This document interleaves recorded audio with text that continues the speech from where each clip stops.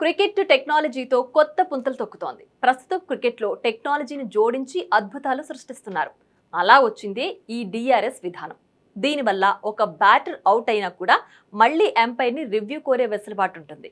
దీంతో ఎంపైర్ తప్పుడు నిర్ణయం ఇచ్చి అవుట్ అని ప్రకటించినా రివ్యూలో అవుట్ కాదని తేలితే బ్యాటర్ మళ్ళీ బ్యాటింగ్ కొనసాగిస్తాడు.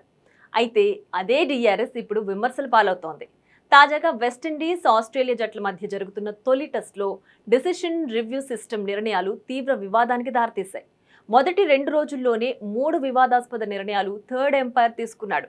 దీంతో ఈ మ్యాచ్ చూస్తున్న ఫ్యాన్స్, అలాగే కామెంటేటర్స్ మరియు ఇరు జట్ల కోచ్లు కూడా అసంతృప్తి వ్యక్తం చేశారు. మొదటి రోజు నుంచే ఈ డిఆర్ఎస్ నిర్ణయాలపై రచ్చ మొదలైంది. Windies bowler Shamar Joseph bowling లో ఒక బాల్ ట్రావిస్ హెడ్ ఆడగా అది నేరుగా విండీస్ కీపర్ షై హోప్ చేతుల్లో పడింది.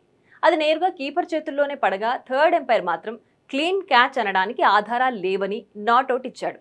ఇక రెండో రోజు కూడా ఇలాంటి నిర్ణయం తీసుకున్నాడు అంపైర్.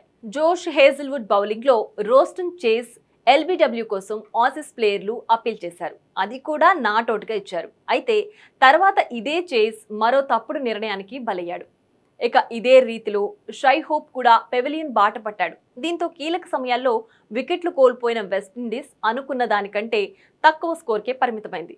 అంతేకాదు, ఈ డిఆర్ఎస్ నిర్ణయాల పట్ల వెస్టిండీస్ హెడ్ కోచ్ డారెన్ సామి కూడా అసంతృప్తి వ్యక్తం చేశారు.